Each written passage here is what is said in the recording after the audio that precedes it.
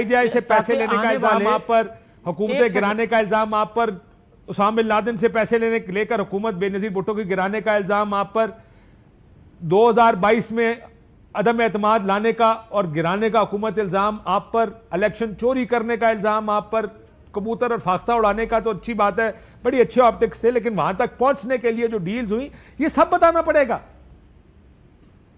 Yes, आप ठीक कह रहे हैं, मगर मुझे कहने की अगर इजाज़त दे दें, मैं ये कहता हूं कि नवाज शरीफ जब ज़बान खोलेंगे और जो राज उन्होंने आज तक राज रखे महज पाकिस्तान की बेहतरी के लिए या आने वाली नस्लों को मुश्किल से बचाने के लिए, तो अगर वो बताने पे आए हैं और मुश्किल हालात से बचाने के लिए वो बताना ज़रूरी पड़ गया है, तो फिर वो एक एक चीज़ बताएंगे जो नवाज शरीफ को मैं जानता हूं कि भले उसका नुकसान उनको सियासी तौर पे अदा करना पड़े वो कर जाएंगे, मगर जहां उनकी गलती होगी वो इतराफ़ करेंगे, मगर जो उन पे थोपा गया है वो सारा कुछ बताएंगे जो हकायक नहीं थे। सर वो ये बताएंगे, एक सवाल, क्या मियां साहब ये सच बताएंगे कौम को कि मैं इलेक्शन हार गया था 8 फरवरी को, लेकिन मुझे फिर भी जिता के MNA बनाएंगे?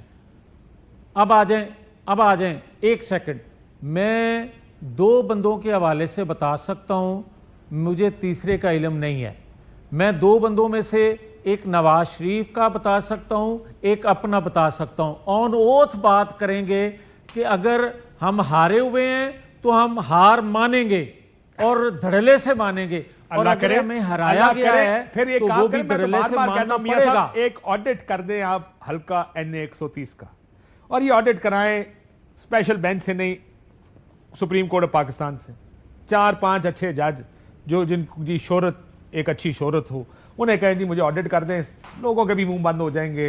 130 जो मियां साहब का हल्का है वो भी ऑडिट हो जाएगा। आखिरी सवाल, और इसका जवाब दीजिएगा आप, ये जो अदलिया को तहस नहस किया है पिछले कुछ दिनों में, आईनी तरमीम हो जाए या इसका जवाब क्या है आपके पास? जो आप कहते हैं 77 साल, तो 77 साल की कहानियां ऐसी है ना, कभी एक उदारा तबाह किया, अब आपने अदलिया तबाह कर दिया, अपनी मर्जी का बेंच बनाएंगे जो हमारे फैसले करेगा ताकि हमारी हुकूमत चलती रहे। इसका जवाब भी देना पड़ेगा आपको। आ जाएं इस पे। मुझे ये बताएं, जो आप मेरे पे इल्ज़ाम लगा रहे हैं कि हमने अदलिया का ढांचा तबाह किया, अदलिया को बर्बाद कर दिया, तो रैंकिंग में दुनिया में मैं लेके आया हूँ 139 नंबर पे, मैं लेके आया हूँ 140 नंबर में, 42 नंबर में से। ना पार्लियामेंट ने अपना काम किया, ना आप लोग इंसानी हकूक का तहफ़्फ़ुज़ कर पाए, ना आप इदारे बना पाए। ये आप लोगों की नाकामी है, और उसकी वजह यह है कि आप लोगों ने इदारे बनाने की बजाय अपनी हुकूमतें बनाना, ताकत लेना, पावर पॉलिटिक्स को आप लोगों ने तरजीह दी। 20 सेकंड में जवाब दें मियां साहब। अगर आप इंसानी हकूक के हवाले से सिर्फ बात करेंगे ना, तो दुनिया में इंसानी हकूक के हवाले से जो दुनिया गुल खिला रही है वो सबको पता है। हम अकेले उसे आप लोग जस्टिफाई नहीं कर लेते कि क्योंकि गजा में हो रहा है, जहां तक जस्टिफाइड है। जहां तक तल्लक है अदारों का, ये बात आपकी दुरुस्त है कि पाकिस्तान के अदारे दुनिया की रैंकिंग में कहां खड़े हैं, ये शर्मिंदगी का बायस है।